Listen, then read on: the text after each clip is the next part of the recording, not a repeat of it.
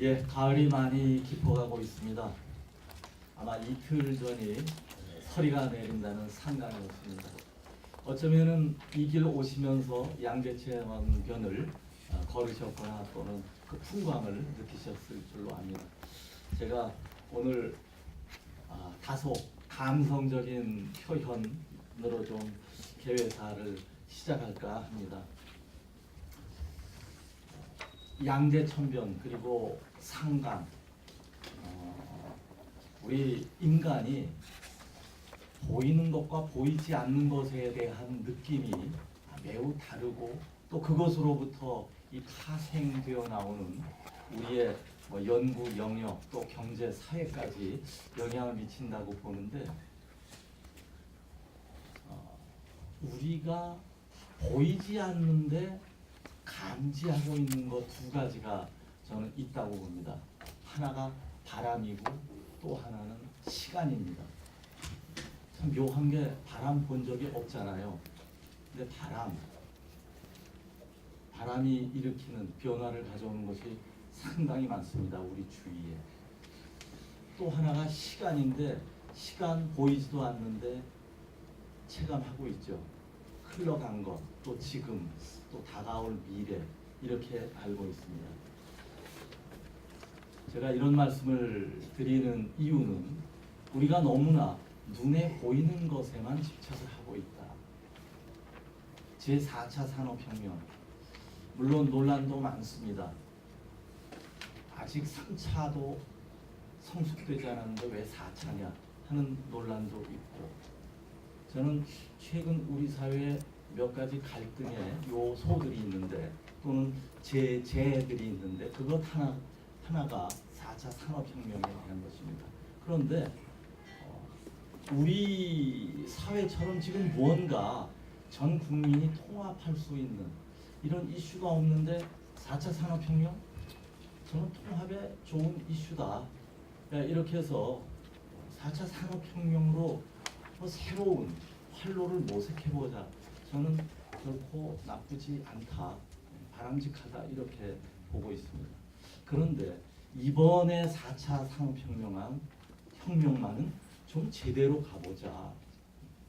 이것이 눈에 보이는 기술, 경제, 산업으로만 이해할 것이 아니라 보이지 않는 측면에 보이지 않는 것에 대한 가치, 여기에도 주목해야 되는 것 아니냐 하는 것입니다.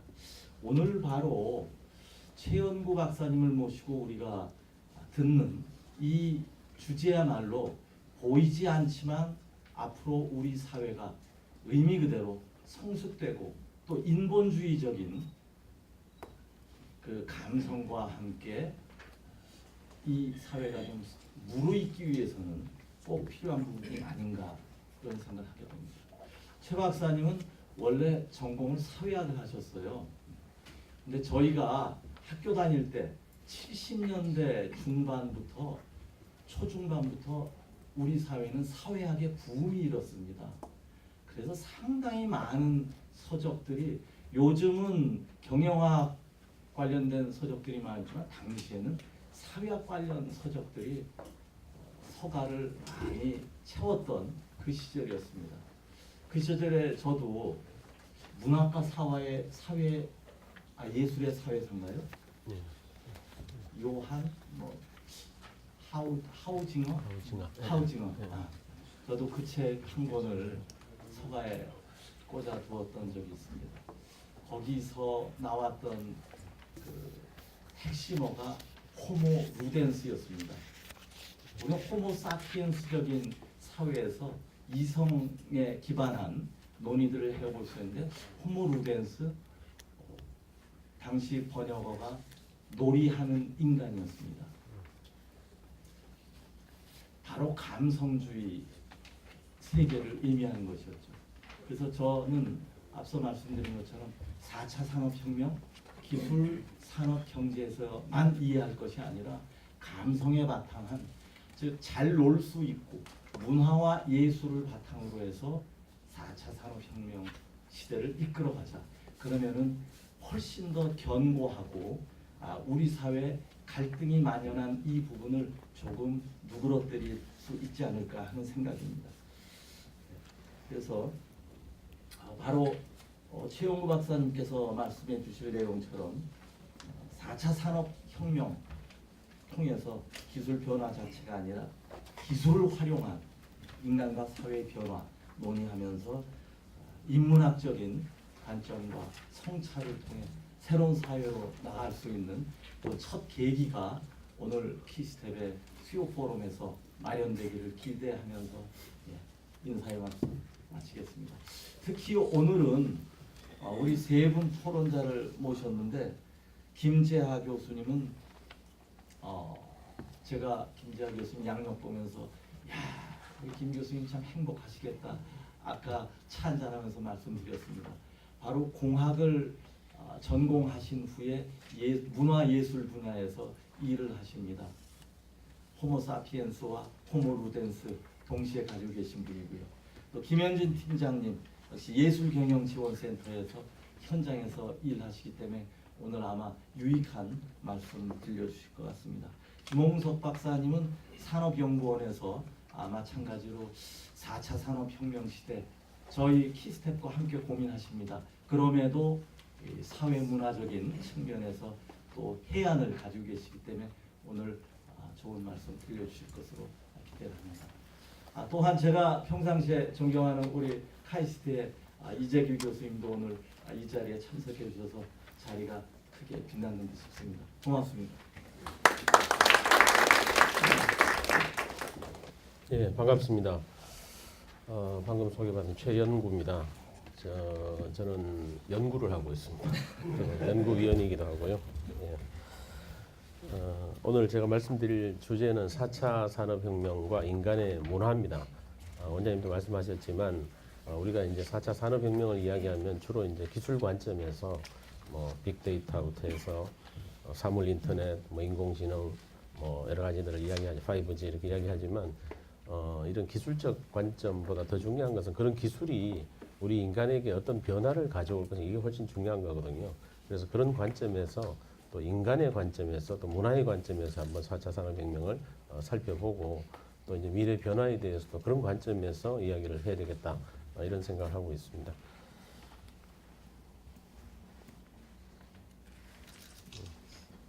잘 안 보이는 것 같아요. 예, 그래서 제가 오늘 조금 이렇게 거시적으로 이제 우주의 역사부터 좀 이야기를 하도록 하겠습니다. 그래서 이제 4차 산업혁명까지 봤죠. 그리고 이제 지금 이 4차 산업혁명이 문화의 관점에서 볼 때 어떤 의미인가, 그 다음에 앞으로의 어떤 미래에 대해서 말씀을 드리도록 하겠습니다. 예. 우주. 자, 우리가 이제 인간의 역사라고 했을 때 우리 현생 인류가 한 20만 년 정도 됩니다. 되는데 뭐 그 이전에 사실 뭐 지구가 있었고 우주가 있었고 이런 거죠. 근데 이제 우리가 사용하는 용어 중에 그 한자 사이 간자를 쓰는 게 이제 중요한 게 세 가지가 있습니다. 우선은 이제 인간이죠. 인간이 있고 그다음에 공간이 있고 시간이 있습니다. 그래서 이제 시간에 대해서 아까 뭐 보이지 않지만 굉장히 중요한 거다 말씀을 하셨는데 시간은 굉장히 중요하죠. 사실은 이 우주에 존재하는 생명체 중에서 이런 시간이라는 개념을 가지고 있는 유일한 동물이 인간입니다. 그래서 이제 미래라는 개념이라는 것도 사실은 존재하지 않는 거죠. 그럼에도 불구하고 그런 가상적인 이런 개념을 가지고 살고 있는 유일한 생명체가 인간이라고 할 수 있겠습니다. 우리가 이제 그 뭐 과거, 현재, 미래라는 것도 역시 이제 시간의 개념인데요. 뭐 예전에 이제 9988 이야기 많이 했지 않습니까? 99세까지 뭐 팔팔하게 산다. 99세를 산다고 가정을 했을 때 우리에게 주어진 시간이 몇 시간인가? 그럼 계산을 해보면 약 86만 7,240시간 정도입니다. 누구나 이 공평하게 한 뭐 그 정도 87만 시간 정도를 가지고 이제 살아가는 거죠. 그런데 이제 사람마다 이제 시간을 어떻게 활용하느냐에 따라서 그 사람의 인생이 좀 달라지는 거죠. 그래서 그만큼 이제 시간이 중요한 거고 사회도 마찬가지입니다. 그 사회가 지금 주어진 시간을 어떻게 사용하고 미래를 준비하느냐에 따라서 미래는 달라질 수 있는 거죠. 자, 4차 산업혁명. 이 산업혁명은 250년 전에 시작됐습니다. 그런데 현생 인류는 한 20만 년 됐잖아요. 지구가 46억 년, 우주가 138억 년입니다. 이렇게 이제 계산을 해보면 산업혁명의 역사라는 것은 현생 인류 역사의 한 800분의 1 정도밖에 되지 않습니다. 그죠? 그다음에 인간의 역사는 지구 역사의 2만 3천분의 1이고 우주 역사의 6만 9천분의 1밖에 되지 않습니다. 그래서 이렇게 본다면 인간의 역사라는 게 굉장히 우주 역사에 비해 짧은 거죠. 그래서 그걸 가지고 한번 계산을 해봤습니다. 우주의 나이가 이제 물리학자들이 이제 계산을 하죠. 138억 살이라고 합니다. 지금 뭐 계산된 바는 138억 년인데요. 이 138억이라는 숫자는 말 그대로 천문학적인 숫자입니다. 우리가 1초에 1을 계산한다고 가정했을 때 1, 2 이렇게 세죠. 그렇게 셌을 때 아무것도 하지 않고 뭐 잠도 자지 않고 밥도 먹지 않고 계속 이제 센다고 가정하더라도 138억을 세는데 계산을 하면 약 438년 정도가 걸립니다. 그만큼 대단한 숫자인 거죠. 그죠? 그래서 이제 어쨌든 이제 138억 년 전에 빅뱅이 있었고 빅뱅으로 우주가 생성이 됐습니다. 뭐 과학자들은 그런 농담을 합니다. 그럼 빅뱅 이전에는 뭐가 있었느냐? 빅뱅 이전에 뭐가 있었을까요? 뭐 동방신기도 있고 H.O.T도 있었답니다. 어쨌든 이 138억 년 역사, 우주 역사인데요. 그 이후에 이제 46억 년 전에 이제 지구가 만들어졌죠. 그다음 20만 년 전에 현생인 호모 사피엔스가 출현을 했습니다. 그런데 이걸 한번 이제 대비를 해보면 만약에 138억 년을 13.8년 이렇게 이제 한번 압축을 해봤습니다. 13.8년 전에 빅뱅이 있었다면 이렇게 가정을 해서 계산을 해보니까 지구가 탄생한 것은 약 4년 7개월 전입니다. 그 다음에 호모 사피엔스는 100분 전, 1시간 40분 전이고요. 농경사회는 5분 전, 기록 역사는 2분 30초 전입니다. 그 다음에 산업혁명은 6초 전, 그 다음에 최초의 인간 달 착륙은 1초 전입니다. 그래서 우리가 앞으로 30년 후를 이야기한다고 하더라도 사실은 이 1초 안에 있는 거죠. 그만큼 전 우주 역사에서 인간의 역사는 짧은 거고 산업혁명의 역사는 더 짧은 거죠. 정말 점 정도밖에 되지 않는 거죠. 그럼에도 불구하고 오늘날과 같은 아주 발전된 문명을 누릴 수 있었던 것은 인간의 능력이 위대하기 때문인 거죠. 자, 그래서 인간은 어떤 존재인가? 우선은 호모 사피엔스입니다. 학명이 호모 사피엔스 린네입니다. 호모 사피엔스라는 것은 지혜로운 인간, 그죠? 지혜로운 인간이라는 뜻이죠. 그래서 생각하는 인간입니다. 그 블레이즈 파스칼이 이제 팡세라는 이 수상록이라고 번역하죠. 여기에서 이제 그 이야기를 했습니다. 인간은 앵호조 르플리 페블러. 이 무슨 말이냐면 인간은 가장 연약한 갈대다. 그러나 생각하는 갈대라고 그랬습니다. 그 생각할 수 있는 능력, 호기심을 갖고 뭔가를 관찰하고 탐구하는 이런 능력 때문에 인간은 과학이라는 걸 발전시킬 수 있었던 겁니다. 자, 이렇게 해서 이제 과학이 발전이 되고 과학의 원리를 바탕으로 해서 뭔가를 만들고 하죠. 그게 이제 기술, 공학 이렇게 되는 거죠. 그래서 뭔가를 만드는 인간이라는 의미로서 호모 파베르를 이야기합니다. 이 호모 파베르의 영향은 산업혁명을 거치면서 비약적으로 이제 발전한 거죠.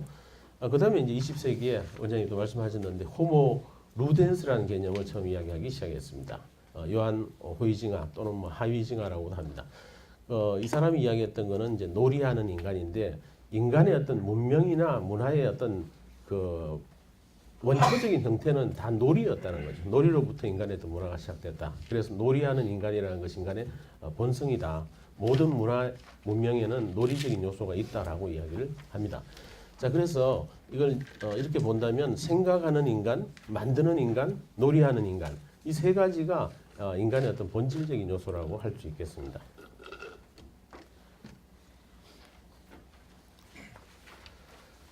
예, 그래서 이제 우리는 미래에 대해서 관심을 가지고 있는 거죠. 미래에 대해서 관심이라는 거는 뭐 현재나 과거라는 거는 우리가 어떤 노력을 하든지 바뀌지 않습니다. 그렇지만 이제 미래는 우리가 지금 뭘 하느냐에 따라서 달라질 수 있기 때문에 관심을 가질 수밖에 없는 거죠. 그래서 이제 미래학이나 미래 예측이라는 것이 중요해지는 겁니다.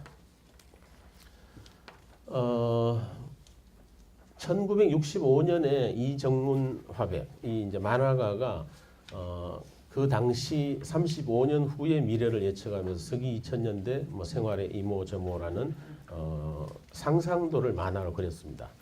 여기 보면 이제 뭐 태양열을 이용한 집도 있고요, 전기 자동차도 있고 움직이는 도로도 있고, 그다음에 뭐 소형 TV 전화기도 있습니다. 이게 다 이루어졌죠. 뭐 단지 수학 여행은 이걸로 해서 달 날아가는 이런 건 아직 실현되지 않았습니다만은 대부분 우리가 이제 상상했던 것들이 과학기술의 덕분으로 다 이루어졌습니다. 자, 그래서 우리가 이제 미래를 상상한다는 것이 우선 중요한 거죠. 그래서 미래를 예측하고 미래를 볼 수 있는 그런 안목을 가져야 된다. 이건 최근에 제가 쓴 책이고요. 그래서 미래 예측에 대한 교양서나 입문서라고 생각하시면 되겠습니다. 지금 이제 4차 산업혁명까지 왔습니다. 4차 산업혁명의 진원지는 뭐 아시다시피 세계 경제포럼, 다보스 포럼이고요. 포럼의 회장인 클라우스 슈밥은 이게 이제 기존의 변화들에 비하면은 훨씬 획기적이고 거대한 변화가 될 것이다, 이렇게 이야기를 하고 있죠. 1차 산업혁명은 여기 표에 나와 있는 바와 같이 기계화입니다. 기계화가 시작된 거고, 2차 산업혁명은 대량 생산이 시작된 거고, 3차 산업혁명은 자동화입니다. 그리고 지금 이제 4차 산업혁명까지 와 있죠. 그런데 중요한 것은 이런 변화들, 아까도 말씀드렸다시피 뭐 인공지능, 빅데이터, 사물 인터넷 이런 기술적 발전들이 많은데 그게 실제로 사람들의 삶 속에 들어와야 이게 근본적인 변화가 된다는 거죠. 그래서 우리는 이제 문화의 관점이 필요하다는 거죠. 예, 그 다보스 포럼의 보고서 중에 가장 유명한 보고서죠. 일자리의 미래 보면 뭐 2020년까지 4차 산업혁명으로 약 710만 개의 일자리가 사라지고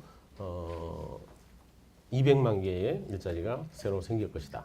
사라지는 게 훨씬 많죠. 그래서 결국 여러 이제 전문가들이 이야기하는 바는 일자리들이 많이 사라질 것이다. 이게 사회적인 문제가 될 것이다. 이런 이야기를 하고 있죠.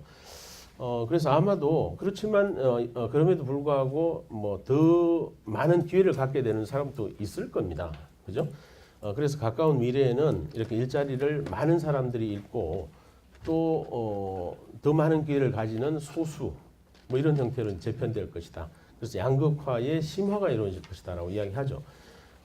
이탈리아의 사회학자 중에 그 빌프레도 파레토라는 사람이 있습니다. 이 사람이 이제 어떤 집단들을 연구해 보니까 한 20% 정도의 사람이 80%의 어떤 리소스 권력들을 가지고 있고 좌지우지하더라 뭐 이런 이야기 하죠. 그래서 20대 80 법칙을 이야기를 했는데 이게 이제 파레토의 법칙입니다. 파레토의 법칙 같은 그런 사회가 이루어질 거다라고 이야기를 하는 거죠. 그 시중에 치약 중에도 2080 치약이라고 있습니다.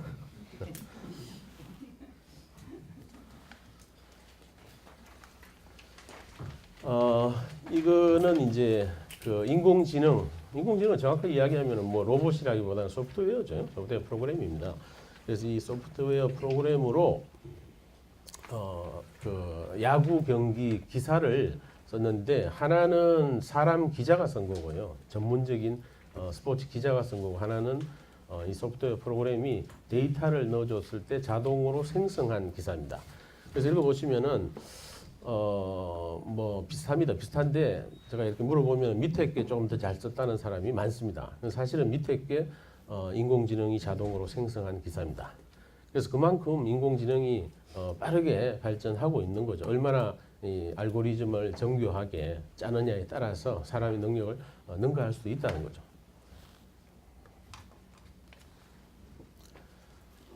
인공지능은 뭐 여러 분야에 도입이 되고 있습니다. 지금 이제 그 의학계에서 병원에서 도입이 되죠. 그래서 왓슨 for oncology, 이제 암 진단하고 이런데 이제 일단 도입이 되어 있고요.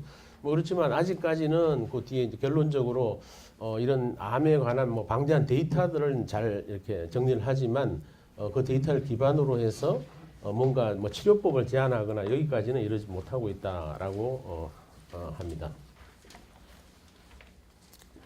그다음에 또 이제 그 요리에도 도입이 된다고 그러죠. 로봇 셰프가 상용화될 것이다.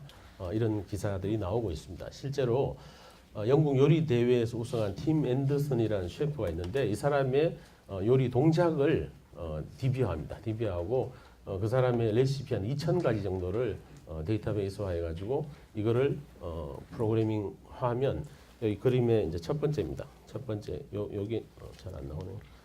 제일 왼쪽에 있는 이 그림 이게 이제 로봇 셰프인데요. 사실은 뭐 로봇 팔이죠, 팔, 그죠? 로봇 팔 정도인데 2,000가지의 레시피 요리를 할 수 있다는 겁니다. 이게 2017년 올해입니다. 올해 말경에 뭐 15,000달러 정도의 시판이 될 거라고 기사를 봤습니다. 15,000달러면 한 2천만 원 정도밖에 되지 않습니다. 그죠? 그다음에 또 그 영화, 그죠? 예술 분야에서도 이 도쿄 영화제 2015년도인데요. 로봇 여배우 제미노이드 F가 주연으로 캐스팅돼서 실제로 영화에 나왔습니다. 그래서 뭐 아직까지 뭐 인간처럼 그렇게 연기하지는 못하지만 그 감독 이 제미노이드 F가 장점이 있다. 불평하거나 잠을 자지 않아서 연출이 쉬웠다. 이런 얘기를 했다고 합니다. 예, 그래서 이렇게 인공지능 로봇이 사람의 일을 많이 대체를 하게 되겠죠. 그렇게 되면 결국 인간 대 뭐 기계 뭐 이런 어떤 구도 같은 게 생길 수도 있는 거고 인간의 일을 로봇 기계가 많이 대체하게 될 거라는 거죠. 그러면 이제 사람이 하는 일이 있고 이제 기계가 하는 일이 있고 뭔가 좀 분리가 될 수가 있는 거죠. 그래서 그러면 미래에는 사람은 뭘 해야 되느냐? 기계보다 잘하는 걸 해야 되겠죠. 그래서 제가 SNS 시대이기 때문에 SNS에다가 이걸 한번 올려봤습니다. 사람이 기계보다 잘하는 것은 무엇일까요? 이렇게 올렸더니만 여러 사람들에게 답글을 달아줬습니다. 보시면 뭐 상상력, 창작 활동 이런 것도 있고요. 그다음 유머, 눈물, 뭐 서로 관계를 맺고 새로운 것을 만드는 것 역시 사람이 잘하겠죠. 그다음 변화에 대한 적응력 마찬가지입니다. 그다음에 돌봄, 뭐 뒤에 가면 이제 이세 만들기 이런 것도 있고요. 손맛이 들어가는 요리, 그다음에 상황이 불리해지면 뭐 거짓말하기, 놀고 술 먹고 취하기 뭐 등등 이렇게 많이 있습니다. 그래서 이런 것들이 아마 이제 인간이 앞으로 해야 될 것이 아닌가라고 생각합니다. 4차 산업혁명 시대죠. 4차 산업혁명이라는 건 말에 혁명이 붙어 있잖아요. 근본적인 변화입니다. 사회가 근본적으로 바뀌는 게 혁명인 거죠. 사회과학, 뭐 특히 이제 사회학에서 다루는 여러 가지 주제들이 있지만 그 중에 이제 꼭 이제 우리가 이야기하는 게 사회 변동이라는 파트가 있습니다. 사회 변동이라는 파트가 있는데 이 사회 변동이라는 거는 결국 문화 변동하고 같은 말입니다. 좀 외형적인 변화는 이제 제도나 뭐 이런 어떤 외형적인 변화는 사회 변화고요. 그 이제 그 안에 이제 뭐 살아가는 방식이라든지 뭐 가치관의 변화 이런 게 동반되기 때문에 그건 이제 문화 변동이라고 이야기를 하죠. 사회 변동은 곧 문화 변동이다 이렇게 이해를 하시면 되는데 자 그러면 사회 변동이나 문화 변동이 왜 일어나는가? 교과서적인 해설에 의하면은 세 가지가 있습니다. 이 주요한 요인이 첫 번째는 발명입니다. 발명에 의해서 자 우리가 휴대폰을 발명하고 뭐 컴퓨터를 발명하고 뭐 이런 것들이죠. 물질적인 발명에 의해서 사회가 바뀌는 겁니다. 그 다음에 이제 발견에 의해서 바뀝니다. 발견은 주로 이제 과학적인 원리의 발견도 있고요. 또 뭐 지리상의 대발견도 있고 이런 발견들이죠.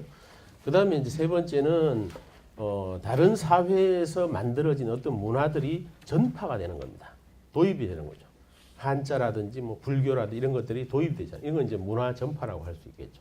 이 세 가지가 가장 큰 요인인데 보통 우리는 발명과 발견이 제일 중요하다고 이야기하죠. 특히 이제 과학기술 사회로 가면 갈수록 발명과 발견이 더 중요해집니다.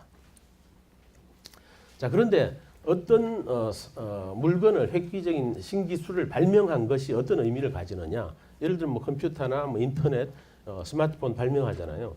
근데 이게 단지 어떤 기계적인 발명이 아니라는 거죠. 이렇게 발명이 되면 사람들의 어떤 소통 방식이 바뀌고 삶의 방식이 바뀝니다. 또 가치관이 바뀝니다. 그래서 결국은 어떤 문화 변동으로 이어질 수밖에 없다는 거죠. 올 초에 그 과학기술단체 총연합회 과총입니다. 과총에서 과학기술인들을 대상으로 4차 산업혁명에 대한 인식조사를 한 적이 있습니다. 그 응답 결과 한 89% 정도가 현재 4차 산업혁명이 진행되고 있다. 과학기술계는 이미 진행이 되고 있다 이렇게 느끼고 있는 거죠. 시중에 이제 그 서점에 가보면 4차 산업혁명 관련된 책들이 굉장히 많이 나와 있습니다. 많이 나와 있는데 대부분 보면 기술과 관련된 거죠. 뭐 빅데이터에 관한 책도 있고요. 뭐 사물 인터넷 책도 있고 클라우드 컴퓨팅 뭐 등등 뭐 많이 나와 있습니다. 뭐 테크놀로지나 기술 뭐 플랫폼 이야기도 있고요. 그다음에 직업 변화에 대한 책도 있고 그다음에 미래 어떻게 교육해야 되냐에 대한 책들도 있습니다. 그러나 유독 이제 문화에 관한 책은 없습니다. 4차 산업혁명과 문화 뭐 이런 관점에서 서술된 책들은 거의 없습니다.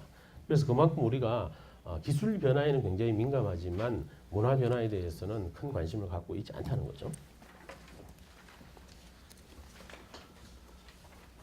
문화가 중요하다는 이야기는 다 합니다. 그렇지만 그것을 정말 어떤 정책이나 어떤 그런데 이제 반영을 못 하고 있는 거죠. 문화가 뭐냐? 우리가 문화가 뭔지는 다 알지만 이걸 개념적으로 정의하기는 쉽지는 않습니다. 여기 이제 에드워드 버넷 타일러라는 사람의 어떤 문화에 대한 정의가 있습니다. 타일러의 이 정의가 가장 뭐 보편적인 문화에 대한 정의입니다. 한번 읽어보시면 되겠고요.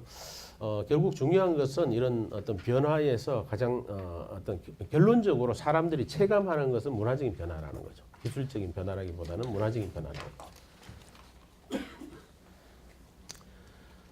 문화가 도대체 뭐냐를 가장 상징적으로 이해할 수 있는 부분이 이제 칸트의 문화 개념입니다. 칸트가 역사 철학이라는 책에서 문화에 대해서 이야기를 합니다. 근데 이 사람이 이제 뭐 유럽 사회는 전체가 이제 기독교 사회잖아요. 그렇기 때문에 기독교 성경의 기초에서 문화의 개념을 설명을 합니다. 성경에 의하면은 뭐 에덴 동산이 있었고 하나님이 뭐 선악과 이거는 이제 따먹지 말라고 그랬는데 인간이 그 호기심을 못 이겨서 결국 그걸 좀 뭐 선악과를 따먹죠. 그러면서 에덴 동산으로 쫓겨나잖아요. 그런데 이제 가정을 한 거죠. 만약에 선악과를 따먹지 않았더라면 에덴 동산에서 쫓겨나지 않았더라면 과연 인간의 문화라는 것이 있었을까? 이런 어떤 질문으로부터 시작되는 거죠. 그래서 이제 신의 관점에서 볼 때 선악과를 따먹은 것은 뭔가 이제 죄를 범한 거죠. 그렇지만 인간의 관점에서 볼 때 선악과를 따먹은 것은 최초의 인간의 자율적인 의지의 실현이었던 거죠. 결정을 했던 거죠. 그러면서 이제 뭔가를 한 거고 그 이후에 에덴 동산에서 쫓겨나서 인간은 인간에게 필요한 모든 것을 스스로 해결해야 됐습니다. 그죠? 그래서 뭐 의식주도 해결해야 되고 여러 가지 뭐 사회도 만들고 제도도 만들고 이러면서 이제 인간 사회가 발전하고 문명이 발전해 온 겁니다. 그 중에 하나가 과학기술인 거죠. 그죠? 그렇게 본다면 인간이 만든 모든 것들, 역사적으로 만든 모든 것들이 이제 문화라고 할 수 있습니다. 이게 이제 광의의 문화에 대한 개념이 되겠습니다.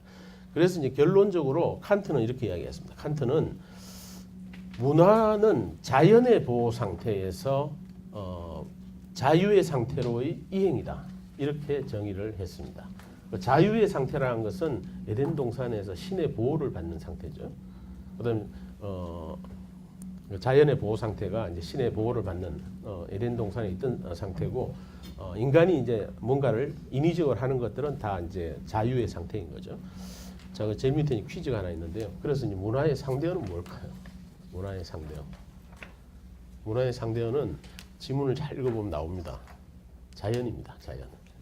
그죠? 자연. 그래서 네이처라는 거는 원래 있는 그대로의 또 본성적인 상황, 본래의 상황인 거고 후천적으로 인위적으로 뭔가를 만든 것은 다 문화입니다. 컬처입니다.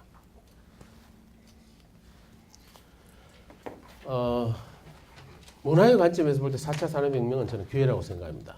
왜냐하면 고용정보원에서 그 분석한 자료에 직업들 이렇게 쭉 나오죠. 자동화 대체 확률이 높은 직업이 있고 낮은 직업이 있는데 자동화 대체 확률이 높은 직업들은 뭐 콘크리트 공, 뭐 조리원 뭐 이런 것들입니다. 주로 이제 작업하는 것들이죠. 노동하는 것들인데 자동화 대체 확률이 낮은 직업들을 보면 1위가 이제 화가, 조각가, 그다음 뭐 사진사, 뭐 작가, 연주가 뭐 주로 이런 분야입니다. 대부분 이제 문화예술 관련된 직업들이죠. 그래서 이제 감성이나 어떤 창의성을 바탕으로 한 직업들은 자동화되기가 힘들다는 거죠. 그래서 이제 문화예술 분야가 오히려 이제 4차 산업혁명 시대는 더 유망할 것이라고 보는 거고요. 또 이제 얼마 전에 그 통계청에서 10년 만에 이제 이 표준 직업 분류를 개정을 해서 고시를 했습니다. 여기 보더라도 정보통신 기술을 기반으로 한 직업들, 뭐 데이터 분석가라든지 이런 사람들, 로봇 공학, 뭐 시험원 이런 사람들이 나오고, 그다음 문화예술 관련된 직업들도 많이 이제 새롭게 포함이 된 거죠. 그래서 뭐 콘텐츠 창작자도 있고, 인터페이스 디자이너도 있고 이렇습니다. 그다음에 이제 기술 문명이 발전하면 사람들이 어떤 문화적인 충격이 커집니다. 그러므로 인해서 더 많은 문화에 대한 관심을 갖게 될 것이다라고 생각하는 거죠. 예를 들어 이제 커제 같은 사람들도 이제 그 삼국에서 패하고 기자회견했죠. 알파고가 너무 냉정해서 그와 바둑 두는 건 굉장히 고통스럽다. 고통을 느끼는 거죠. 이렇게 이제 고통을 느끼고 인간적인 소외감도 느끼는 거고 여러 가지 자존감도 떨어지고 기계와 이제 살다 보면 그런 점들이 생기는 거죠. 그러면 어디에서 위안을 찾아야 되는가? 문화예술에서 찾을 수밖에 없다는 거죠. 결국은. 자, 그리고 이제 4차 산업혁명은 특정한 기술이 이끌어가는 변화가 아닙니다. 굉장히 이제 융합적인 거죠. 융합을 통해서 시너지가 창출되는 분야인데 이런 융합과 어떤 그런 게 가장 이제 잘 이루어지는 것이 이제 문화예술 분야죠. 그래서 역시 유망하다 그렇게 생각하고요. 미래학자 엘빈 토플러가 미래의 충격 이야기하죠. 미래의 충격이라는 것은 다름 아닌 문화의 충격입니다. 토플러가 이야기했던 미래의 충격, 문화의 충격입니다. 그러면 이제 행복이 어디서 오는가? 좀 우리 이제 근본적인 문제를 생각해 보겠는데요. 영국 이제 신경제재단에서 매년 행복 지수라는 걸 발표를 합니다. 근데 우리나라가 그렇게 높지가 않습니다. 그리고 실제로 이 행복 지수가 높은 나라들을 보면 그렇게 잘 사는 나라들이 아닙니다. 1위가 뭐 코스타리카, 2위가 베트남, 3위 콜롬비아 이렇게 나옵니다. 그래서 저는 이런 어떤 경제적인 물질적인 부분에서 오는 행복이 과연 큰 행복을 줄 수 있는가라는 생각을 하고 그다음에 마찬가지로 과학기술이나 경제도 뭐 비슷한 개념으로 생각해 봐야 한다는 거죠. 경제학자 중에 이제 리차드 이스털린이라는 사람이 있죠. 이 사람이 이제 경제 성장과 어떤 행복, 그죠? 어떤 상관관계에 대해서 연구를 하죠. 그런데 결론은 그렇습니다. 기본적인 욕구가 어느 정도 충족되고 나면, 그러니까 그 이전까지는 뭔가 물질적인 성장이나 이런 수입 같은 것이 행복 상승의 요인이 됩니다. 그렇지만 어느 정도 선이 지나고 나면 더 이상 이제 행복도가 상승하지 않는 선이 오는 거죠. 그래서 이런 것을 이제 이스톨린 패러독스라고 합니다.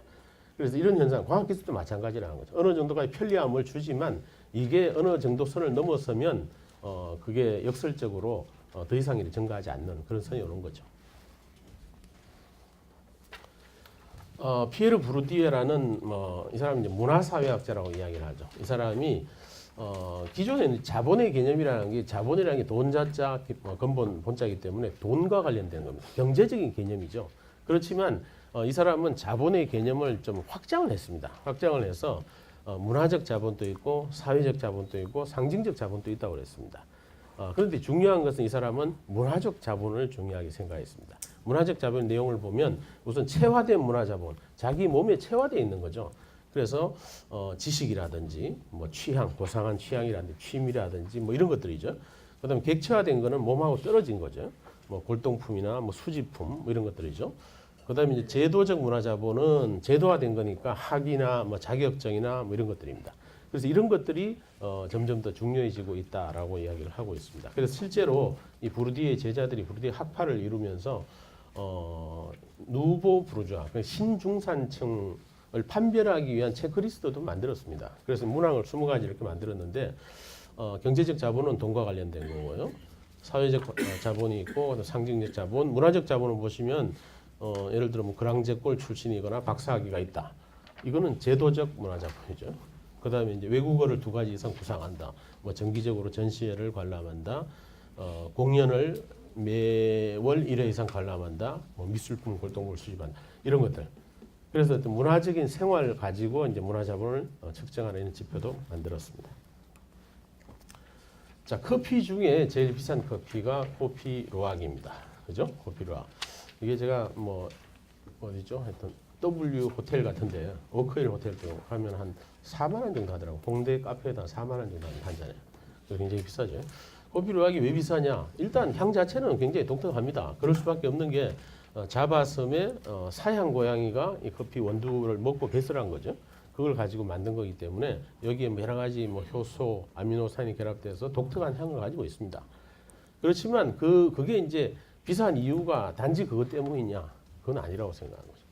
거기에는 여러 가지 희소성, 우선은 이제 그 생산량이 얼마 되지가 않고요. 독특한 향이 있고 제일 중요한 것은 스토리가 있다는 겁니다. 사양 고양의 이야기가 있는 거예요.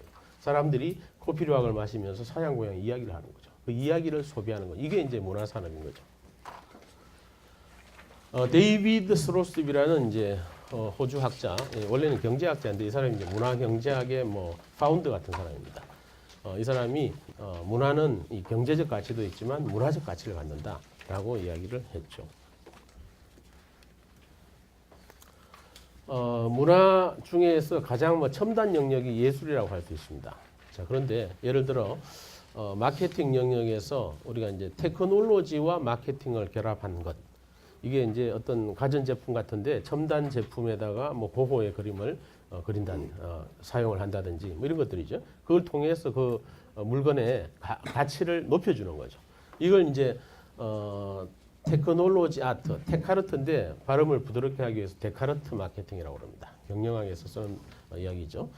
그다음에 이제 그 선진국에서 이제 과학 교육, 스템 교육을 하고 있죠. 사이언스, 테크놀로지, 엔지니어링, 매스매틱스, 스템 교육을 하는데 우리나라에서는 이제 아트까지 넣어서 스팀 교육이라는 걸 하고 있죠. 역시 아트가 들어가 있습니다. 그다음에 이제 선진국에서는 과학 기술과 예술가들이 협업을 통해서 뭔가 창의적인 프로젝트를 하는 게 많습니다. 사이아트라고 합니다. 다 공통점이 아트가 들어간다는 거죠. 아트를 통해서 뭔가 새로운 영역들을 개척하고 가치를 높여주는 그런 역할을 하는 게 바로 아트라는 거죠. 네.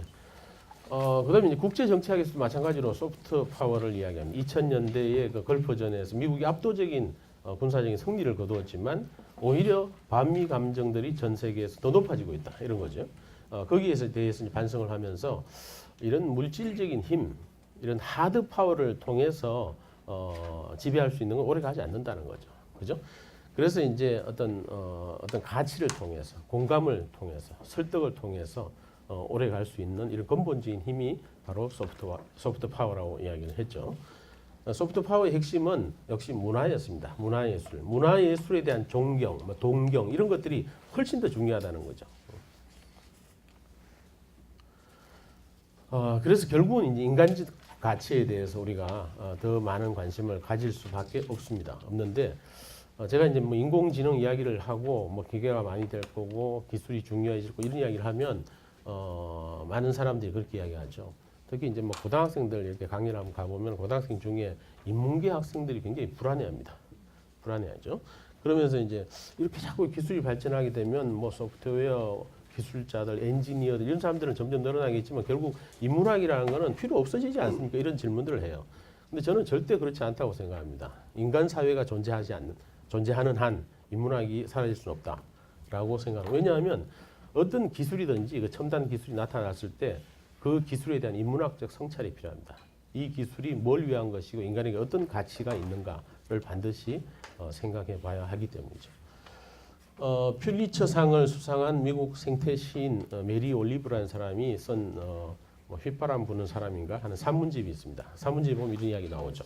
이 우주에서 우리에게는 우리라는 것은 바로 인간입니다. 인간에게 주어진 선물이 두 가지가 있다고 그랬죠. 이게 인간의 위대한 능력 두 가지입니다. 첫 번째는 사랑하는 힘입니다. 기계는 사랑하는 힘이 없습니다.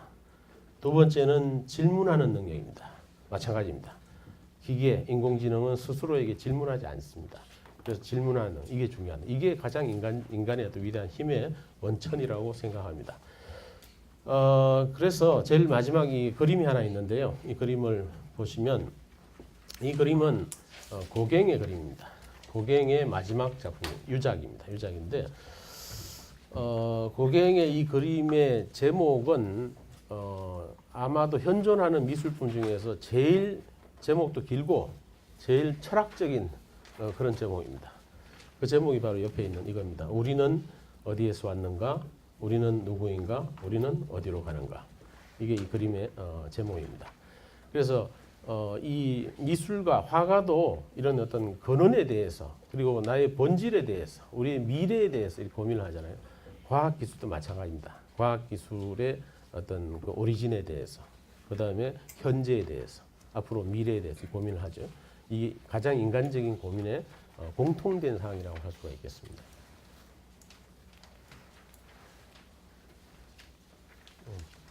예, 그래서 이제 뭐 결론입니다. 인간과 문화의 미래에 대해서 이야기를 해야 되는데요.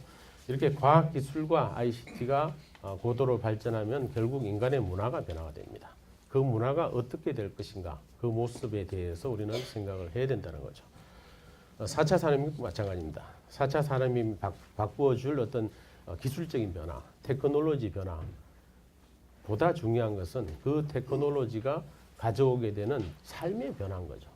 그래서 그걸 가지고 우리가 어떻게 살아야 되는가가 중요한. 똑같은 테크놀로지라고 하더라도 사람들이 그걸 활용하고 사용하는 방식은 다릅니다. 그래서 다른 문화가 만들어질 수 있는 거죠.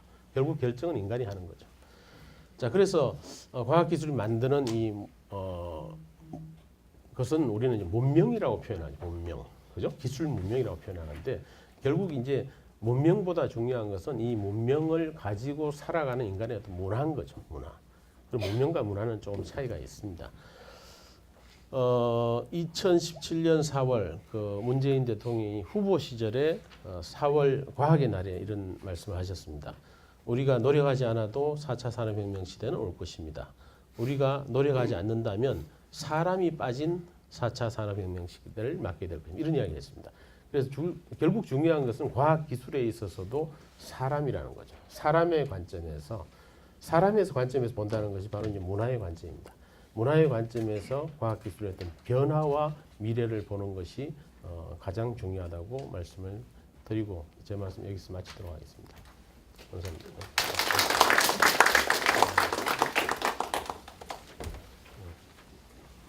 네, 최 박사님 대단히 감사합니다. 최 박사님 발제한 주제의 대략적인 요약을 말씀드리면 우주와 지구의 역사, 인간의 역사도 말씀하셨고, 인간은 어떤 존재인가, 그 미래보다는 중요한 미래 예측이 중요하고 4차. 네, 안녕하세요. 서울예술대학의 김지현입니다. 여러분 만나서 반갑고요. 오늘 또 최욱 연구님 발제 잘 들었습니다. 세미나에 앞서서 임 원장님 제가 소개할 때 공학 전공을 하셨다고 하셨는데 늘 즐겁게 사는 것 같지만 사실은 제가 서울예술대학에 온 지가 20년이 됐습니다만 늘 융합이라는 차원에서 생각을 해보면 양국을 가스리고 있다는 생각을 늘 하고 삽니다. 이 창조라는 단어가 저는 몸서리치도록 어렵습니다. 늘 시스템 안에서 살던 사람이 그런 측면에서 4차 산업혁명을 대입해보면 제가 20년 전에 여기에 들어갈 때 시작할 때 뭔가 새로운 걸 할 수 있다는 의지를 갖고 들어갔지만 참 역사도 길고 해야 될 일이 많은 쪽에서 저에게 주어진 미션은 뉴폼 아트였습니다. 새로운 형태의 예술을 만들어봐라. 저에게 주어진 명제나 조건은 심플했습니다. 그렇지만 레퍼런스가 너무 어려웠습니다. 백남준 선생을 대입해서 비디오 시절에 백남준이 있었다면 컴퓨터와 인터넷으로 대변되는 아트에 뉴폼 아트를 만들어서 세계화를 시켜보자. 이것이 저한테 주어진 명령이었습니다. 20년이 지난 지금 변한 게 없습니다. 결국은 지금 작금의 시대에 와서 4차 산업혁명과 또 대입을 시켜보면 20년 전에 제가 고민했던 문제와 비슷한 문제가 많기 때문에 제가 오늘 그 주제를 조금 설명을 드리고자 합니다. 결국은 예술이라고 하는 것은 창조입니다. 그거는 아까 우리 박사님 발제에서도 들었습니다만 그거는 어느 기계도 해줄 수 없는 인간의 고유 영역입니다. 그렇다 치면 예술가들은 에브리데이가 혁명 시대에 살고 있다. 매일 새로운 걸 만들어야 되고 어제는 이미 과거이고 새롭지가 않다는 거죠. 예술이라는 것은 비주얼이나 어떤 가시적, 시각적 측면에서의 만족도도 있지만 가장 핵심은 뉴폼, 새로운 형태를 만들어낸다. 그런 측면에서 어떻게 보면 예술은 과학과 일맥상통하는 것이고 소프트 파워의 대표적인 사례가 저는 문화예술이라고 생각합니다. 그렇다면 4차 산업시대를 맞아서 우리가 가장 크게 변화를 줬던 것은 뭐냐면 아무래도 그 알파고의 등장으로 인해서 우리가 많은 걸 생각을 할 수가 있다는 거예요. 결국은 빅데이터의 논리가 될 것 같아요. 빅데이터의 논리라는 사실은 저는 이세돌과 알파고의 게임을 가장 큰 이벤트, 문화예술의 영역에서 보면 쇼잉이라고 보는 거죠. 왜냐하면 그거는 바둑 게임이 아니라는 겁니다. 바둑은 1대1 게임이 돼야지 페어가 되는 거죠.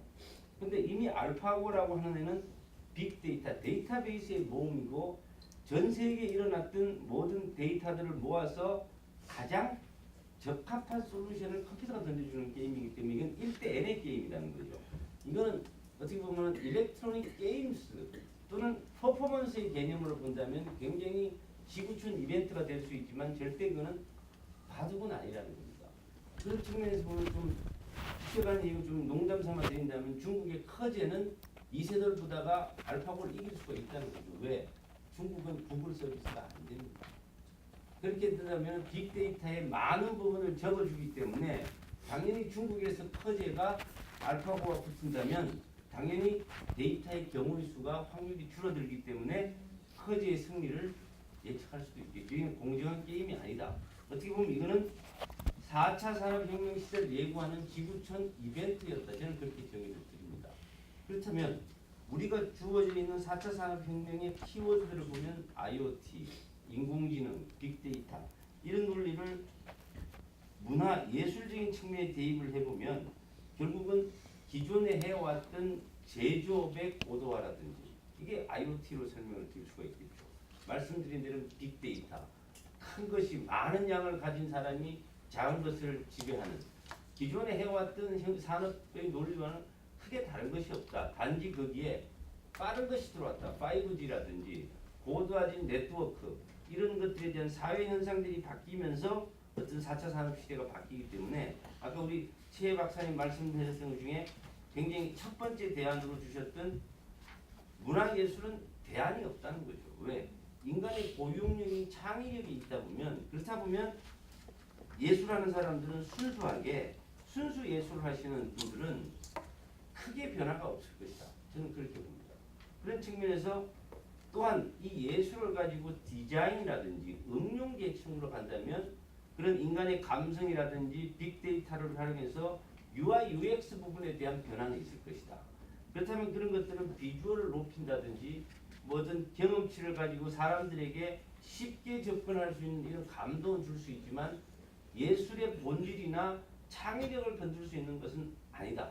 이게 4차 산업혁명 시대가 일자리가 바뀌고 없어진다. 가장 자유로운 분야는 순수 창작을 하시는 분들의 영역에서는 어차피 일자리가 없었고요. 계속해서 프리랜서나 1인 창작들을 해온 사람들이기 때문에 4차 산업혁명 시대에 삶의 변화는 있을지 몰라도 크게 창의력이나 고유의 영역에서는 변화가 없을 것 같다는 조심스러운 결론을 내려보고요. 그렇다면 문화예술하는 사람들 입장에서 4차 산업시대는 어떻게 해야 되느냐.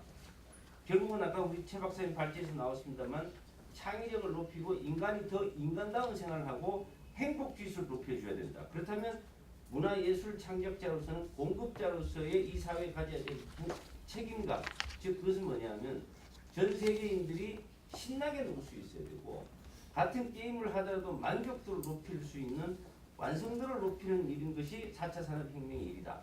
그러니까 문화예술적 측면에서 본다면 큰 틀에서의 변화는 없지만 신나게 놀 수 있는 공간과 크리에이티브한 영역에 대한 완성도를 높여서 더 높여가야 될 것이다. 일부 과학자들이 얘기하는 뭐 잠자는 도중에 우리 뇌의 그 영상들을 다운로드 받아서 그런 것들을 형상화하고 이런 소설, SF 소설 수준인 것 같고요. 뭐 그런 것들은 5차 산업혁명이나 뭐 이런 부분에 돼야 될 것 같고 너무 4차 산업에 대한 기대치나 그에 대한 두려움은 없어야 될 것이다. 더구나 문화예술적인 측면에서 분석을 한다면. 그렇지만 과학을 하는 측면이나 이런 분들이 봤을 때는 일자리 형태가 바뀌고 일자리가 없어질 것에 대한 고민은 또 다른 영역에서의 연구 분석이 될 것 같고요. 제가 오늘 제 결론을 내리면 저희 문화예술하는 사람들은 4차 혁명 시대를 맞이해서 더 완성도가 있는 콘텐츠를 만들어서 인간의 행복을 즐길 수 있는 신나게 놀자라는 콘텐츠를 만들어야 될 것이라는 생각을 하고요. 연구 분야는 다르지만 4차 산업혁명에 바라보는 결론은 같다. 그래서 과학기술의 진보의 발전은 계속 해왔던 것이고 단지 속도가 빨라지는 것이지 인간의 삶의 본연의 형태는 바꿀 수 없을 것이라는 결론을 저는 조심스럽게 내려봅니다. 감사합니다. 제 토론 여기까지 하겠습니다. 김자였습니다. 네. 안녕하세요. 반갑습니다. 저는 예술경영지원센터에서 일하고 있는 정보분석팀 김현진입니다. 제가 하고 있는 사업 중에는 국고가 지원되는 공연예술 행사에 대한 평가 사업이 있고, 그리고 영화관 입장권 통합 전산망처럼 공연예술 통합 전산망이라고 전국에서 일어나는 공연에 대해서 관객 수랑 매출액을 집계하는 시스템에 대한 운영 사업이 있습니다. 그리고 그 데이터랑 저희가 결합해서 하는 것 중에 카드사 데이터를 결합해서 빅데이터 연구를 하고 있습니다. 올해 한 2년째로 진행을 하고 있는데요. 이 연구를 하다 보니까 제가 느끼는 점은 우리는 빅데이터 시대에 살고 있지만 실제로 우리나라의 규제는 빅데이터를 활용하기 좀 어렵게 되어 있습니다. 개인정보보호법 때문인데요. 네, 그래서 이제 그런 맥락에서 이제 제가 여기에 온 것 같고, 저의 그 토론하고 나중에 다시 또 그 얘기를 돌아가도록 하겠습니다. 우리가 4차 산업혁명을 얘기를 할 때 사람이 가장 중요하다는 얘기를 합니다. 그런데 이제 실제로 시장에서 사람을 외면한 어떤 시도는 실패하기가 쉬운데요. 2009년도 12월에 아바타라는 영화가 개봉을 했습니다. 그때 당시에 TV의 가전 업체라던가 영상 콘텐츠 업체 모두 다 3D가 굉장히 앞으로 선도하게 될 것이다라는 걸 가지고 투자를 많이 했습니다. 그런데 지금도 우리가 그 3D를 보기 위해서 그 안경 같은 걸 쓰는데 이런 고가의 장비가 필요하고 전용의 안경이 필요하고 이런 것들이 사람들을 불편하게 하면서 기대와 요구치에 비해서 요구하는 불편사항이 커지니까 3D 영화는 확산되지 못하고 하향세에 접어들었습니다. 지금 한 10년이 지났는데요. 그래서 지금도 꾸준히 3D 영화가 개봉하고는 있지만 IMAX 영화관에서만 볼 수 있고 여전히 1,000만 관객을 불러일으키는 영화는 대부분 그냥 일반적인 영화입니다. 이렇게 4차 산업혁명 시대에 들어서서 인간과 사회가 종합적으로 변화되고 있는 것은 맞지만 중심에는 사람이 있어야 되고, 그래서 사람이 어떻게 경험하는가가 그 기술이 체화되느냐 문화화되느냐의 차이를 불러온다고 볼 수 있습니다. 저는 콘텐츠 분야에서 일을 하고 있는데요. 콘텐츠 분야에서 생각해보면 4차 산업혁명은 크게 한 3가지 중요한 맥락이 있습니다. 우선 기존에 없었던 새로운 사람의 경험을 만든다는 것, 더 그 좁은 시장을 대상으로 해서 콘텐츠를 제작할 수 있게 된다는 점, 그리고 이전까지와는 다른 방식으로 콘텐츠가 소비된다는 점입니다. 우선 우리가 빅데이터를 얘기를 하는데 빅데이터는 원래 데이터 마이닝의 개념이 이어진 개념입니다. 그리고 사물 인터넷도 생각해보면 유비쿼터스 컴퓨팅이 그 시작입니다. 3D나 가상현실도 이미 1990년대에 개발이 완료된 기술입니다. 근데 지금 이게 왜 다시 주목을 받고 있냐 하면 새로운 사용자 환경 UI에서 새로운 사용자 경험 UX로 연결되면서 서비스가 극대화되고 있고 개인에 맞춰져서 개별화 맞춤화가 되면서 사람들의 호응을 얻고 있기 때문입니다. 그리고 이제 제가 빅데이터 연구를 하는데요. 빅데이터 연구에서의 내용을 살펴보면은 공연을 보는 사람들이 카드 결제한 내용과 예매처에서 사용 내역, 그리고 실제로 공연을 본 티켓에 대한 정보, 이렇게 3가지를 모아서 결합을 한 다음 공연을 보는 사람들의 패턴과 취향이 어떻게 변화하고 있는지 트렌드를 분석하는 일을 하고 있습니다. 그런데 가장 좋은 베스트는 우리나라는 공연을 예매는 온라인 예매 시스템에서 하고 실제로 공연은 오프라인에서 보기 때문에 이 사람이 공연을 본 날 어떻게 움직였는지를 파악하기 위해서는 데이터 간 결합이 필요합니다. 그런데 개인정보보호법 때문에 이 내용이 막혀 있고 카드사 데이터와 예매처 데이터를 기술적으로 결합하는 것은 가능합니다. 그러나 카드사도 이것을 원하지 않고 예매처도 이것을 원하지 않습니다. 왜냐하면 데이터를 사적 이익의 영역으로 보고 요즘 카드사들은 데이터를 판매하는 그 쪽으로 새롭게 영업을 하고 있습니다.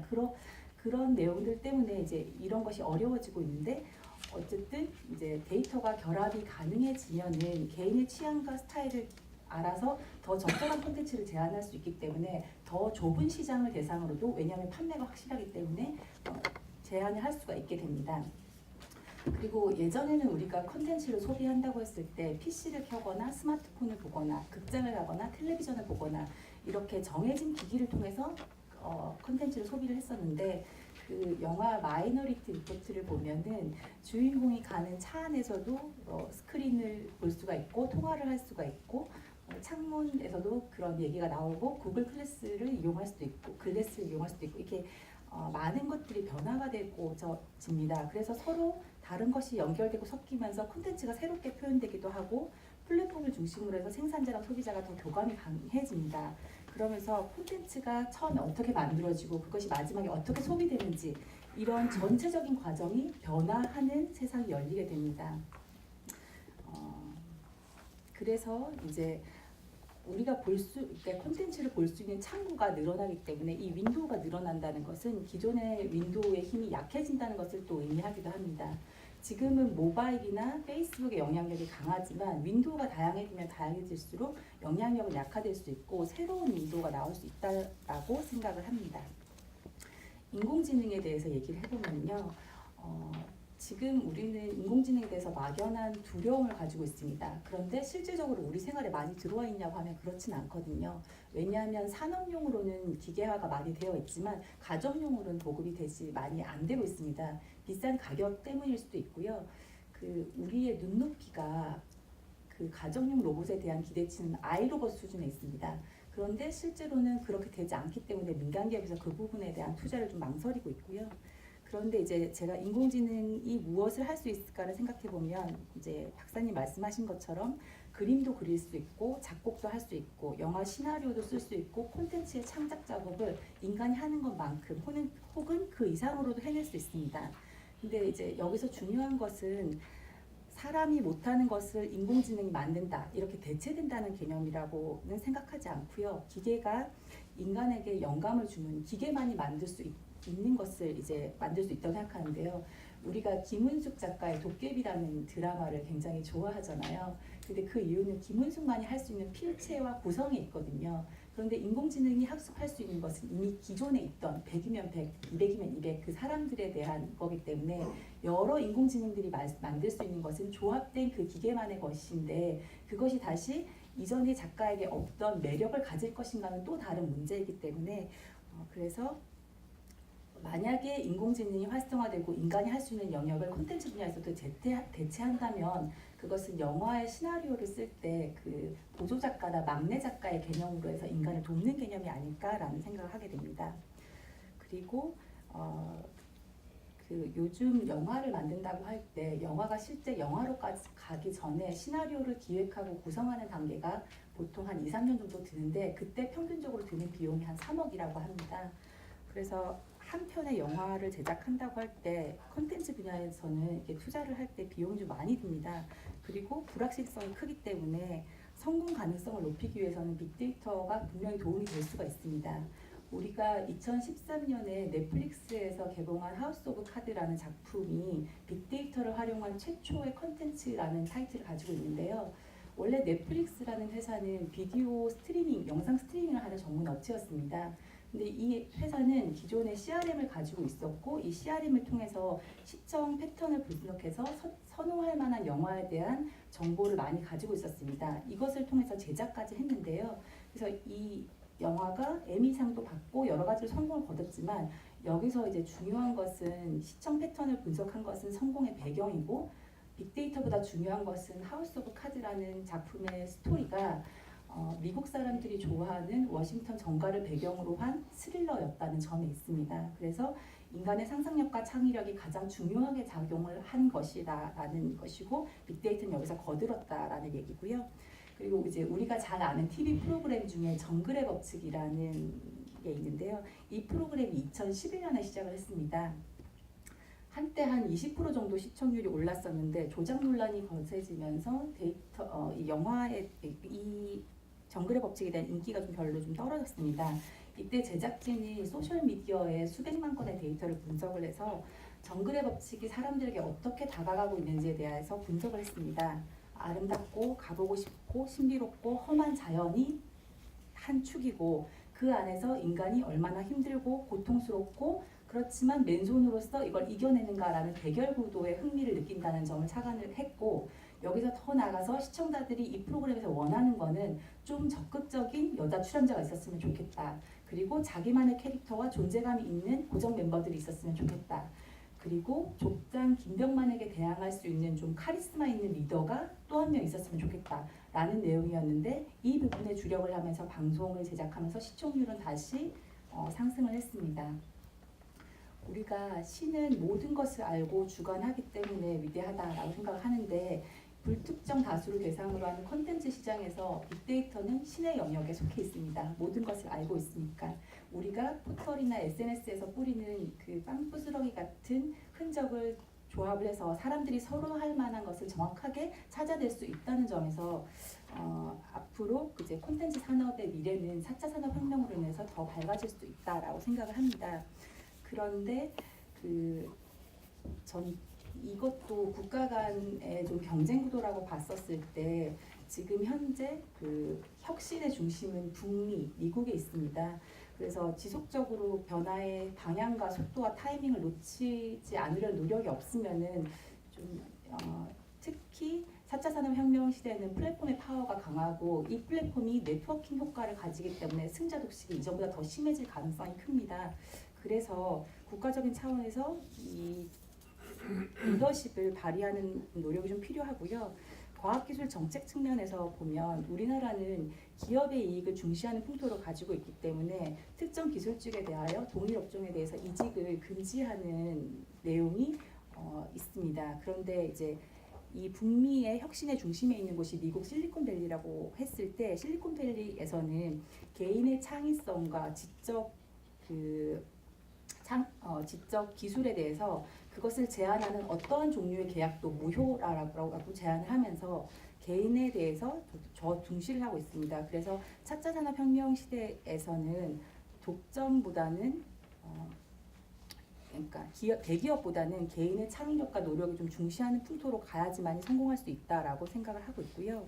그리고 법제도적인 측면에서는 소비자와 공공의 이익을 지키는 것은 중요하지만 혁신을 억압하지 않으려는 기술적 지원이 필요합니다. 저는 빅데이터 연구가 조금 더 활성화되려면 개인정보보호법이 가로막고 있는 것을 좀 완화해야 된다고 생각을 하는데요. 사실 기술적으로는 개인의 정보를 비식별화해서, 예를 들면 김현진이라는 39살의 사람이라고 하면 30대 후반 여자라는 정보를 오픈을 API를 할 수가 있습니다. 그런데 하지 않고 있기 때문에 이게 크롤링이 안 되는 거거든요. 그런데 페이스북 같은 경우에는 자체적으로 이 내용에 대해서 그 소셜 데이터에서 이 빅데이터 분석을 할 수 없도록 가로막는 정책을 갖고 있습니다. 이것은 개인정보를 보호한다는 민명하에 모두의 데이터가 될 수 있는 것을 독점한다는 개념에 있다고 저는 생각을 합니다. 그렇기 때문에 이런 기술의 발전을 지원할 수 있는 법제도의 정비가 중요하지 않을까라는 생각을 합니다. 네, 이상으로 제 발표를 마치겠습니다. 감사합니다. 예, 산업연구원의 김홍석입니다. 사실 저는 저는 이제 산업정책 연구한 사람이고, 아무래도 어떤 개별 산업을 보는 입장이기 때문에 어떤 문화라든지 이런 부분의 어떤 중요성은 알지만은, 제가 뭐 이런 이야기를 한다고 그래가지고 뭐 어떤 크게 소위 들리는 어떤 그런 부분은 아닌데, 제가 늘 이렇게 산업의 시각을 두고 있다가 좀 넓은 분야에 어떤 좀 눈을 돌릴 수 있게 어떤 그런 계기가 되어가지고 저는 굉장히 저한테는 유익했습니다. 이 자리에 오기까지의 그 시간이. 그리고 오늘 이제 그 말씀하실 때 기술은 새로운 인간이나 문화를 창출한다는 그 발제자분의 말씀에 전적으로 공감합니다. 실제 우리 보면은 실제 어떤 생산력의 발전이나 기술의 발전이 있었을 때 새로운 인간, 새로운 문화가 늘 나타났었거든요. 또 그랬을 때 새로운 과제를 가지고 늘 나타났었어요. 그 보면은 항시 선형적으로 좋은 방향으로만 작용하지는 않았어요. 기술이 우리는 통상 보면 인간과 문화에 굉장히 긍정적으로 이렇게 보지만은 현실적으로는 반드시 그렇지 않았고, 오늘 제가 이제 말씀드리려고 하는 내용과 상관적으로 그런 부분이 되겠습니다. 또 한 가지는 사실은 이런 자리에 와서 발제자의 발제문 중에서 행복이라는 단어가 들어있어가지고 나는 너무 반가웠습니다. 사실 보면은 우리들이 누구를 모르는 사람 만나가지고 이야기할 때 뭐 날씨 이야기를 하고 공통의 화제를 찾는데 저는 그 행복에 대해서 이야기하면은 굉장히 서로가 화제를 만들기가 쉽다. 왜냐면 모든 사람이 관심이니까. 그래서 그런 생각을 해봅니다.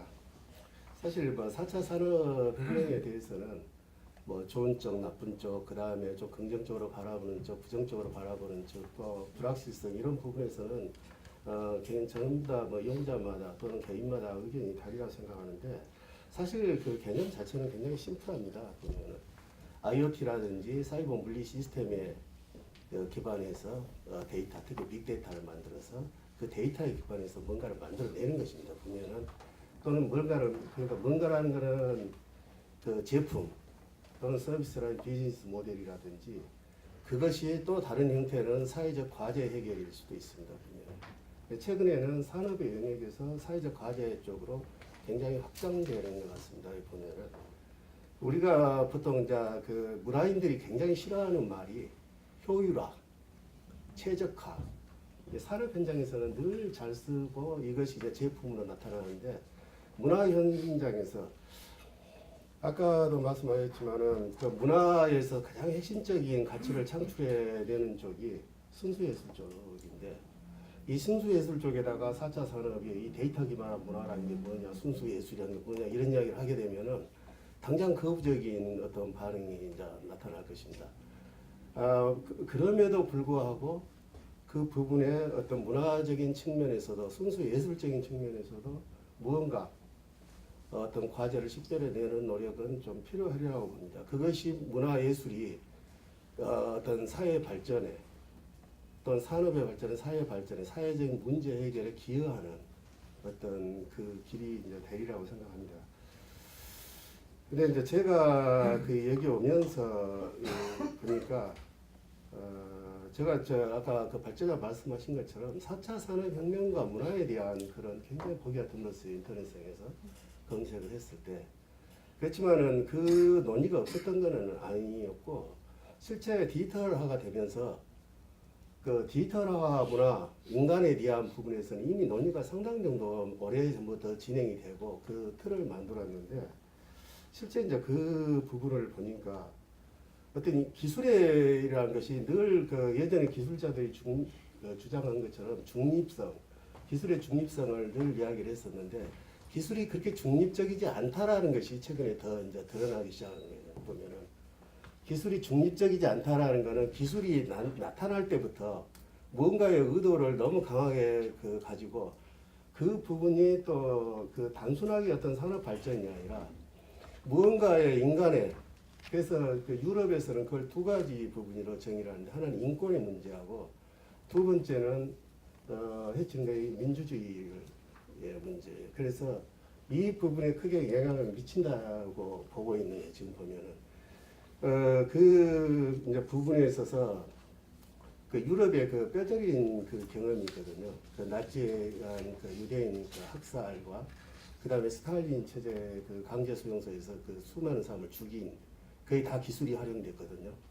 그 나치가 유대인을 죽일 때 기술의 발전을 한 부분을 보면은 굉장히 빠른 속도로 발전을 시켰어요. 이게 그 짧은 시간에. 그런 식으로 기술을 사용했어요. 보면은 한 번의 경험이 있었는데 그 다음에 또 하나는 그래서 이제 그 기술이라는 것 또는 혁신이라는 것이 가진 어떤 윤리적인 문제에 대해서 좀 인문학적인 성찰이 좀 필요한 어떤 그런 부분이다. 라는 부분이에요. 실제 우리들이 이제 그 다음에 아까 이야기한 4차 산업혁명이 와가지고 데이터 문제가 왔는데 지금 데이터의 부분에서 우리가 이전에 기술에 대한 어떤 인간의 소외 문제하고 지금 데이터에 대한 인간의 소외 문제가 이제 또 현실적인 문제가 된 거예요. 우리가 데이터를 만드는 건 전부 다 우리예요. 그런데 데이터가 정말 우리를 위해서 쓰이고 있느냐는 문제를 이제 내기 시작한 거예요. 이것보다 이제 알고리즘 레귤레이션이라는 그 표현을 쓰더라고요. 보면 유럽에서.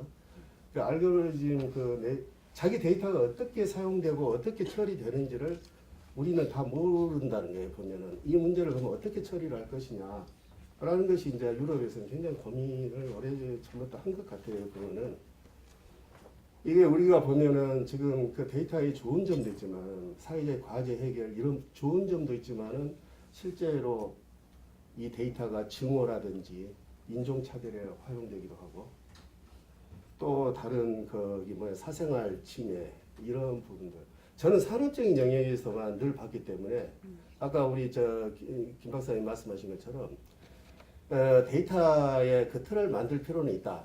근데 그 데이터의 틀이라는 것이 보안하고 사생활 보호 측면만 생각을 했었어요 늘. 그랬었는데 이 영역이 훨씬 더 이제 큰 부분의 사회적 파장을 가지는 문제가 된 거예요. 그래서 이제 유럽이 한 가지를 이제 계속 이제 이 부분에 했는데 제가 이제 이 부분을 좀 말씀드리려고 합니다. 보면은 이 실제로 4차 산업혁명이 들어왔을 때 이게 인간과 문화에 미치는 어떤 그런 부분의 어떤 부작용을 최소화하기 위한 또는 좋은 그 문화라는 것은 창출과 향유의 측면이기 때문에 이런 부분들의 두 가지에서 긍정적인 영향을 미치기 위한 어떤 사고틀을 만들 필요가 있겠다라고 이제 한 거예요. 그래서 사실 우리도 그런 전체적인 사고틀이 없는 것 같아요 보면은. 그래서 그 유럽에서 2016년도에 이제 내놓은 것이 그 인터넷 오브 시티즌스라는 그 공관을 내게 돼요. 이 부분이 그 인터넷 오브 시티즌스라는 거는 가장 크게 그 내용한 거에 첫 번째는 인권의 신장이어야 된다는 거. 그 다음에 민주주의를 발전시켜야 된다는 거예요. 그 민주주의란 말이 굉장히 우리가 정치적인 용어로 들리지만은 이게 문화적인 향유에 있어서 차별이라든지 디바이드 문제가 없어야 된다는 것도 민주주의예요. 이게 소득 격차라든지 문화적인 향유의 격차가 심해질 경우에 민주주의가 치명적으로 영향을 받는다고 보고 있는 거예요. 그랬을 때 다시 어떻게 보면은 이 기술이 가져온 것이 다시 나치지라든지 이런 부분들의 그 부분을 다시 반복을 할 수 있는 굉장히 우려를 던지는 부분이에요. 문화가 그 부분에 해소도 해주지만은 경우에 따라서는 문화가 그쪽으로 또 악용을 하는 경우도 있어요. 실제로 가스실에 보내면서 베토벤 교향곡 틀어준 경우도 있어요. 그것 자체가 베토벤 교향곡 자체가 잘못된 건 아니지만은 실제로 그렇게 쓰일 수가 있다는 게 문화적인 소재 자체도. 그래서 이제 거기에 두 가지 부분이 모든 정책에 들어가야 된다라는 거예요. 보면은 인권과 어떤 그 민주주의를 발전시킨다는 것이 거기에서 이제 내놓은 것이 아까 데이터의 소외 문제 같은 경우를 이제 해소할 수 있는 어떤 그 사람을 컨슈머에서 프로슈머로 이렇게 그 발전시켜라. 뭐 그러기 위해서는 그 사람의 어떤 좀 크리에이티브 컴피턴스 같은 경우 좀 높여주는 방향으로 정책을 좀 해라. 라는 부분이 이제 하나 있고, 그 다음에 이제 그 실제 규제 틀을 만들 때 그 규제 틀이라는 게 저작권이라든지 지금 아까 말씀 컨텐츠 같은 경우, 그런데 그 반대되는 크리에이티브 커먼스 그런 부분하고의 어떤 조화의 문제하고, 그 다음에 그 실제 이제 그 이야기를 해줘야 되는 것이 이런 문화를 향유할 수 있는 그런 역량을 디지털 시대 문화를 향유할 수 있는 어떤 그 역량을 키워줘라. 그 문화 기관들이라든지 어떤 그런 부분들. 단순히 문화를 가져다 도구적인 사용하는 부분, 사실 그것도 우리나라는 굉장히 좀 부족한 실적인데, 그 다음에 이제 그 문제 하나는 그 디지털 이쪽 기술의 영역하고 문화의 영역에 대화의 장을 만들어라. 디지털 스페이스를 좀 많이 만들어라. 라는 이야기를 했어요. 실제로 유럽에서는 디지털 스페이스가 여러 군데 만들어져 가지고 유럽 그 위원회 차원에서 이 플랫폼이 만들어져 가지고 벌써 4년째 이제 같이 이 분야의 전문가는 문화 예술의 모든 분야 기술자 이해 관계자들이 폭넓게 참여해가지고 서로 논의를 하고 이 문화가 아까 이야기하는 인권이라든지 민주적 발전에 어떻게 기여를 할 수 있는가를 찾는 거예요. 보면은 이 부분은 산업의 발전을 전부 다 포괄하는 개념이에요. 우리가 먹고 사는 문제는 해결이 돼야 되기 때문에. 그래서 저는 이제 사실은 우리가 지금 할 부분은 이런 어떤 사고 틀을 좀 만들어갈 필요가 있다. 그래서 오늘 좋은 어떤 그런 발제가 됐다. 이런 부분에 대해서 문화라는 거를 우리가 이 4차 산업혁명 때 이게 서로 이 쌍방향이 좋은 영향을 어떻게 미칠 수 있을 것인가. 산업의 발전에 문화가 쓰는 것.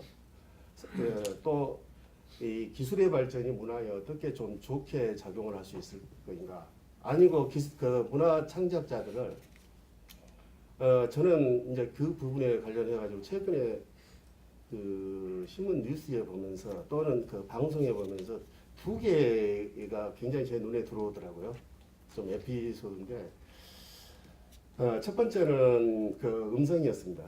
인공 그 문재인 대통령 목소리, 손석희 사장의 목소리가 했는데 바로 소스 코드를 공개했다가 거뒀다고 하더라고요. 그 개인 동의 문제, 아까 데이터 문제라든지 이제 그 데이터를 사용하는데 동의 문제 이제 이것에 있었는데 저는 되게 기쁘더라고요. 사실 그거 하게 되면은 이제 그게 VR 기술이라든지 이런 거에 더해지고 홀로그램이 더해지면은 이제 마리아 칼라스가 언제든 우리 옆에 와서 노래 불러주는 거예요. 저희 옆에서 저만을 위해서. 뭐 또 다른 어떤 유명한 뭐 엘자베스 스비아르츠코프가 와서 노래 불러주는 거예요. 다 죽었지만은 뭐 이런 사람들이라서. 또 하나는 알파고에 더 이상 기보 입력을 하지 않는다라는 부분이었어요. 그 아까 많이 이야기됐던 알파고에 더 이상 기보를 입력하지 않는다. 알파가 이제 자기 학습을 통해 가지고 기보를 발전시키고 한다는 거였어요. 우리 사실 인공지능의 발전에 대해서 인간이 제어할 수 있다고 이제 지금 자꾸 이제 자신감을 보이는데 이 제어가 가능할지, 그다음에 창작의 문제도 실제로 굉장히 이제 이 그 영향을 미치는 이제 영역이 된 것 같아요. 내가 어떻게 발전될지는 모르겠어요. 보면은 어떤 발전은 항상 우리보다. 다만 이제 제가 생각할 때 저는 산업적인 측면에 이제 늘 결론은 돌아가기 때문에 산업적인 측면에서 이제 제 생각은 우리가 좀 문화라는 것 또는 인간의 문화, 감성을 산업적으로 좀 활용을 하자라는 이야기는 오래전부터 되어 있지만은 굉장히 그 소위 말해서 그 문화계 인사들의 그 소위 말해서 그렇게 높지 않은 문화를 수출하고 시장화하는 막 이런 부분에 너무 그런 부분하고 우리들의 산업 영역에서 제가 보면은 지금 그 정확하게 측정하는 방법이 없는데 그 산업 연관표를 보게 되면 우리의 그 실제로 다른 산업 분야의 문화가 들어가는 거는 굉장히 적게 나와요. 보면은 투입이 중간 투입이 그만큼 문화가 안 쓴다는 것인데 저는 이제 그 부분을 두 가지로 보는데 우리 산업은 굉장히 그 대기업 위주로 편성이 되어 있고 그래서 내부화돼 있어요. 그래서 내부의 문화적인 어떤 그 요소를 가지고 있어요. 그 상당 정도는 그 예부에 그걸 쓰는 게 아니고 그 다음에 또 문화예술이 시장화가 좀 덜 된 분야예요. 보면은 이 문화예술을 쓸 때 어떻게 쓰냐면은 개인적으로 가서 사장이 안 사람하고 같이 이야기하고 좀 도와줘. 이것이지 뭐 가격을 시장에서 다 형성돼 가지고 있는 것이 아니에요. 그래서 이제 그런 부분인데 이제는 지금은 이제 그 영역이 아까 제가 말씀드렸던 산업 영역뿐만 아니라 사회적인 과제 해결로 하는데 최근에 유럽에서 그 난민 문제 그 해소라든지 에너지 보호하는데 비디오 게임 같은 경우를 이제 해서 많이 이렇게 사용하는가 봐요. 이렇게 해서 그 비디오 게임이 어떤 거냐면은 진짜 난민을 자기가 데리고 모든 거기 고생을 하면서 그 탈출을 하는 과정을 비디오 게임으로 하는 거예요. 그러니까 이제 이걸 공감을 하게 하는 거죠. 그 게임을 통해 가지고 그 난민들이 그 겪었던 고생이라든지 그 다음에 그 공감을 하게 하면서 차별을 해소하는 거예요. 그러니까 유럽은 지금 굉장히 난민 문제, 우리는 사실은 그런 문제에서 너무 멀리 떨어져 있지만은 그래서 제가 볼 때는 이 디지털 기술이 정말로 그 세계 시민의 어떤 그 기여를 하려고 그런다면은 이런 부분에 공감 능력을 키워줘야 돼요. 우리나라도 그걸 난 문화계가 굉장히 고민을 해야 된다고 보거든요. 그 부분에. 그 다음에 산업적이라든지 사회적인 과제에 얼마 정도 문화가 기여했는가를 측정하는 모델이 하나 있어야 된다고 봐요. 제가 볼 때 그런 부분들이 예를 들면 거의 그 아까 우리 그 교수님 말씀하셨던 융합의 영역이든지 어떤 영역이든지 그래서 별도로 하나 그런 부분들이 좀 만들어질 필요가 있다라는 이제 저기 이제 제가 이런 생각이 들었다는 겁니다. 뭐 이것이 그 짧은 소견으로. 그래서 이제 저 마지막으로 사실 이제 문화라는 부분에서 이제 이런 이야기를 했는데 그 문화라는 것이 그 실제로 그 모든 영역에서 긍정적인 영향을 미치기 위해서는 우리 자신들의 어떤 그 문화적인 상상력을 좀 키워줄 필요가 있다라는 것이 이제 국가적으로 이건 산업 영역뿐만 아니라 우리 일상생활에서 문화적인 상상력을 키워줄 필요가 있다. 그래서 그런 측면에 그 정책이 좀 이루어질 필요가 있다. 좀 단순하게 문화적인 뭐 향유라는 것이 향유가 일차적으로 그 상상력의 기본은 되지만은 그래서 이제 그런 부분의 노력이 좀 이루어질 필요가 있다라는 생각이 들었습니다. 네, 이상입니다. 제가 좀 길었나요? 네, 김 원장님 감사합니다. 여러 가지 말씀 많이 해주셨고요. 어떤 기술이 인간의 어떤 관계에